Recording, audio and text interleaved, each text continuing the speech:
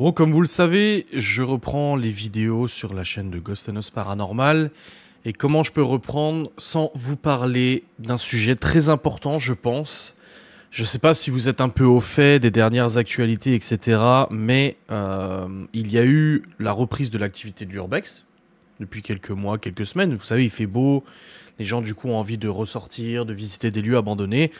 Et il y a eu surtout une augmentation, j'ai l'impression, alors les médias n'en parlaient pas avant, je ne sais pas, mais il y a eu visiblement une grosse augmentation, malheureusement, des accidents en urbex, parfois même mortels.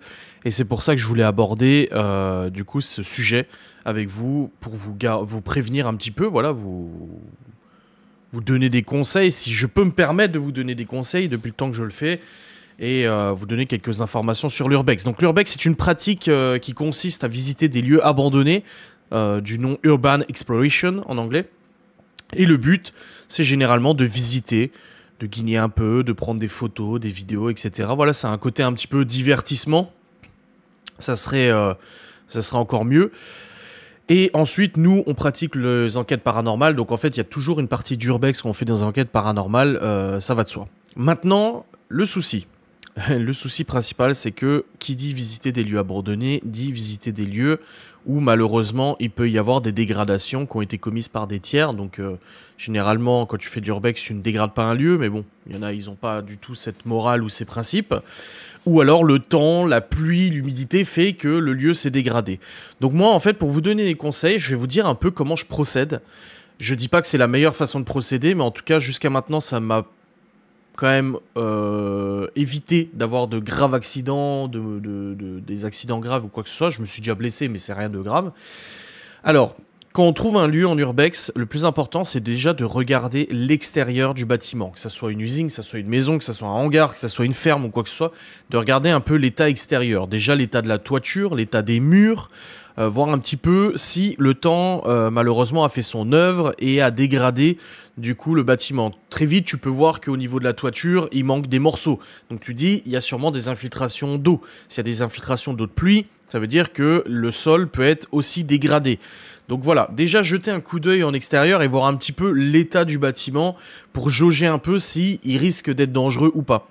Tu le vois, si une maison, par exemple, semble d'extérieur limite pas abandonnée, normalement à l'intérieur ça devrait aller, hormis ça ne te prévient pas d'autres dangers, hormis s'il n'y a pas eu des gens qui ont dégradé à l'intérieur, parce que ça arrive, il y a des gens qui viennent avec des masses, ils pètent des murs, etc. et ça fragilise forcément la structure et tout. Donc une fois que vous rentrez dans le lieu, généralement toujours par la porte, évitez de rentrer par des fenêtres, parce que si vous rentrez par des fenêtres, garantissez-vous bien qu'il n'y a pas de bouts de verre qui dépassent, de fenêtres cassées ou quoi que ce soit, ça peut être extrêmement dangereux. Donc généralement, essayez de rentrer par une porte, comme ça, moi, vous êtes sûr déjà de rentrer par un endroit principal, parce que tu sais, il suffit de passer par une fenêtre et en fait, le sol en dessous, il y a une cave en dessous, le sol est dégradé, tu te retrouves à tomber à l'étage du dessous. Tu vois, c'est extrêmement grave. Donc il faut éviter ce genre de situation. Donc vous rentrez dans le bâtiment, vous sentez déjà, parce qu'on le sent, l'humidité. Tu sens tout de suite si ça sent le moisi, si ça sent l'humidité ou quoi que ce soit. Donc tu essaies de sentir un peu l'état de la maison, si ça sent l'humidité et tout, tu dis voilà. Toujours regarder le sol en premier, voilà, parce que même si tu es au rez-de-chaussée, il peut y avoir une cave.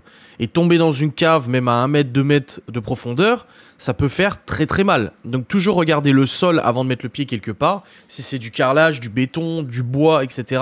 Voilà, analyser la pièce, regarder le sol comment il est. Une fois que tu as regardé le sol, avant même de continuer, tu regardes le plafond, que t'aies pas quelque chose qui te tombe sur la tête. Voilà, tu regardes le plafond, comment il est, est-ce qu'il y a des trous, est-ce qu'il y a la charpente qui s'effondre, etc. Est-ce qu'il y a des gouttes d'eau qui tombent et tout. Voilà, vraiment bien vérifier, bien faire attention au plafond aussi. Et après, vous regardez les murs, parce qu'un mur qui s'éboule, ça peut arriver.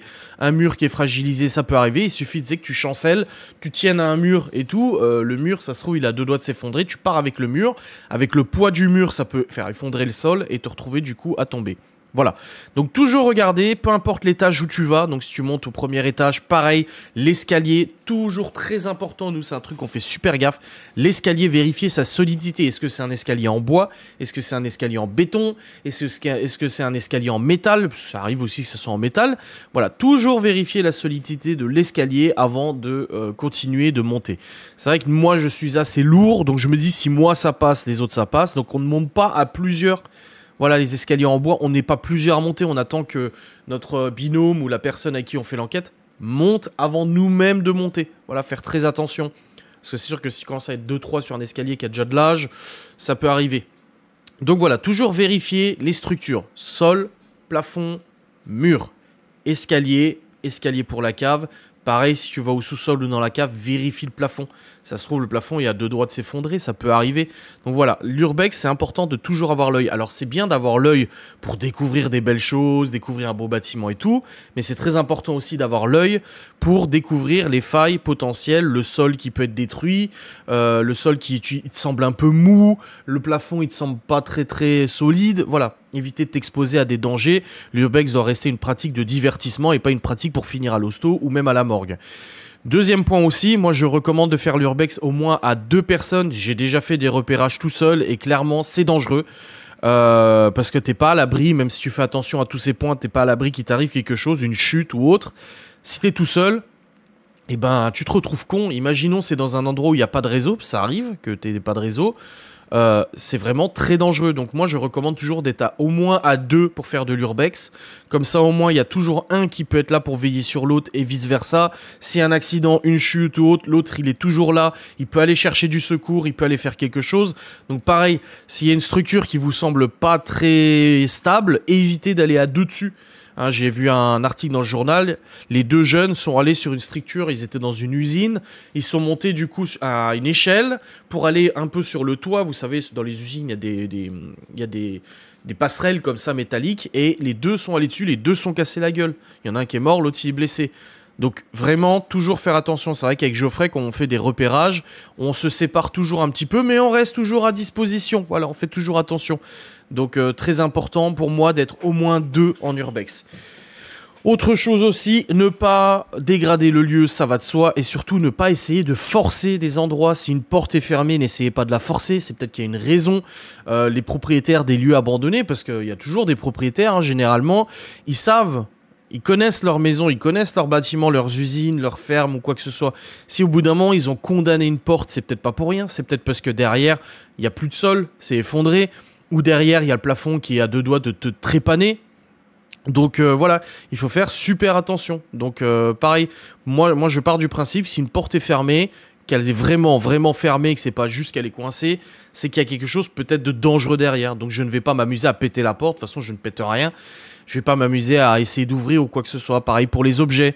N'essayez pas de vous amuser à prendre des... Des fois, il y a des pelles, il y a des pioches, des trucs et tout. Ne touchez à rien, vous en savez rien.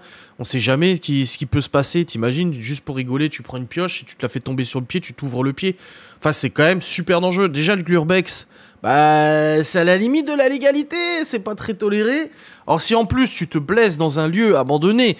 Il y a des gens, ils sont zinzins, ils peuvent porter plainte et tout, tu vois, ça peut aller loin. Donc moi, je conseille aussi de ne rien toucher, de laisser tel quel, de ne rien toucher. Bon, à part des papiers, des choses et tout, bon, t'as pas trop de danger à part te couper le bout du doigt avec un bout de papier, mais voilà, faire très attention. Et quand vous avez un doute, n'y allez pas. Moi, je dis toujours, quand j'ai un doute, je m'abstiens. Et c'est exactement, c'est tout à fait valable pour l'urbex. Quand vous avez un doute sur un sol, sur un plafond ou même sur un lieu en général, n'y allez pas. Moi, ça m'est déjà arrivé de me retrouver devant un lieu abandonné, prêt à faire l'urbex, prêt à faire l'enquête et tout, je suis content.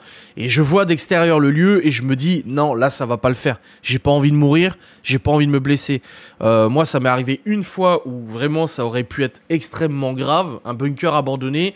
On nous a donné du coup l'adresse d'un bunker. On est rentré par le mauvais côté du bunker. Et il s'avère qu'en fait, au bout d'un moment, tu marches dans des tout petits couloirs d'un bunker et tu te retrouves face à un escalier effondré. Sauf que la chute, c'était pas 2 mètres, c'était une chute d'une dizaine de mètres, parce que tout était éboulé. Et en refaisant le tour et en rentrant par la bonne entrée, on est arrivé par le dessous. Et on a vu, du coup, par là où on a failli tomber. Vous vous rendez compte? C'est extrêmement grave. Donc vraiment faire très attention. Voilà, j'espère en tout cas que cette vidéo d'alerte sur les dangers d'urbex vous aura fait plaisir. Moi je trouvais que c'était important de vous en parler, de vous partager un peu mon expérience. N'hésitez pas à me dire en commentaire si vous êtes pratiquant d'urbex et si vous avez déjà été confronté à une situation où votre sécurité physique et tout a été mise à rude épreuve. On traitera le sujet des mauvaises rencontres dans une prochaine vidéo, voilà une deuxième partie. J'espère que ça vous a plu, des bisous, salut.